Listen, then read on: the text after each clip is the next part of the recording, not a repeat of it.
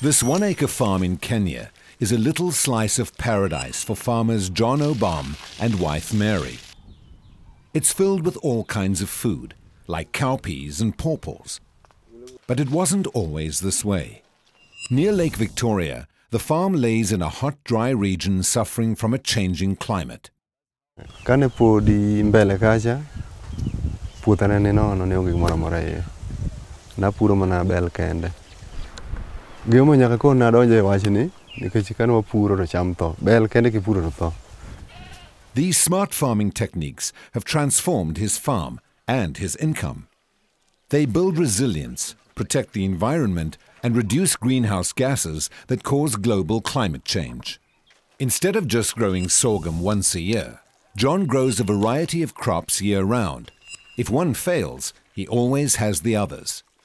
A grove of mostly cashew trees brings extra income and sucks carbon from the atmosphere. Thickets of trees have replaced barbed wire fences, and the animals' pens are raised, making it easier to use manure as organic fertilizer. In this region, water is life. It only rains twice a year, and because of climate change, the rainy seasons are starting later and ending sooner. Samantire oro ange piauka mayudo kum ridwok malo kora agenge kora donjo na yawo koro giga ke okanyal to kora sani kata koth kata chieng nitie tan gi pi. On weekends and holidays, the children help with the farm. But now, John and Mary earn enough money for school fees for all 8 of their children, plus an orphan they care for. Word is spreading to farmers throughout Kenya about climate-smart farming.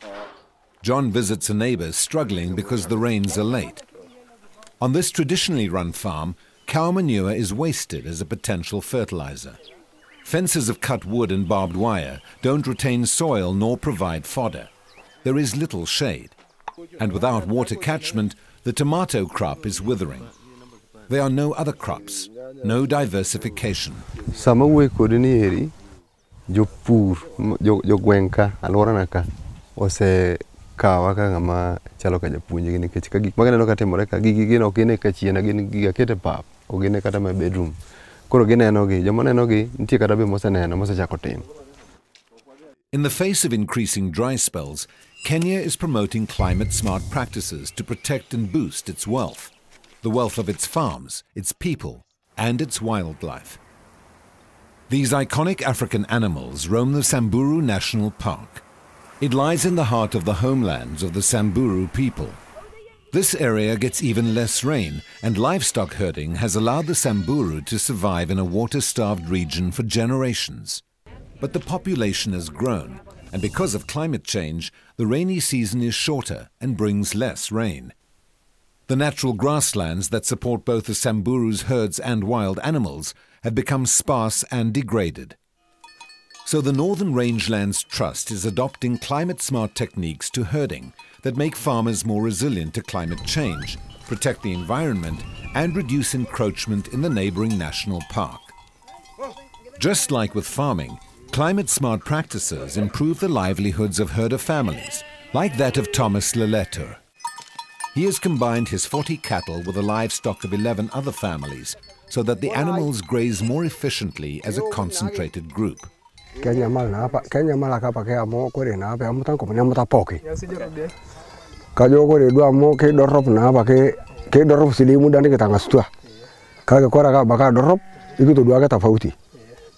This plot of land was set aside as a no-graze zone for months so that the grass matures, is bountiful, which also retains more carbon in the soil. The animals' hooves naturally till the hard-packed soil, making a fertile bed for seeds of a hardy and fast-growing grass that will sprout in the rainy season. But enforcing the rules isn't always easy. The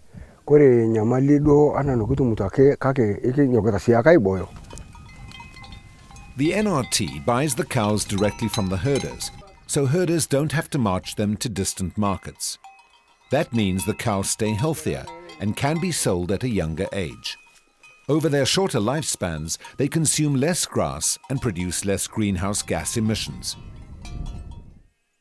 Diversification is also important here. Instead of families depending solely on their cattle for wealth, Samburu women are becoming more resilient by turning traditional beadwork into another source of income. One of Thomas's 3 wives is Netemu Leleter. She's now selling her beaded jewelry and household items to markets in Nairobi and beyond. Kanya na daganda inyabari na merisha na nyang usiaga saya na itu naga aripini na togutini ngule na nyang usidaga ngai to ngai na do asupat na nyang aksingera na school uniform na aku kadum to nagi nakin faida agin marasabu. As Kenya moves toward more climate-smart practices, it has embraced some innovative ways to motivate farmers. Bernard Oliak receives a small payment from the World Bank Biocarbon Fund for the trees he grows and farming in a climate-smart way, so carbon stays in the soil and trees rather than in the air. But the incentive goes beyond the cash reward. As part of the program, Bernard receives training on sustainable practices that have made his farm more productive and less costly.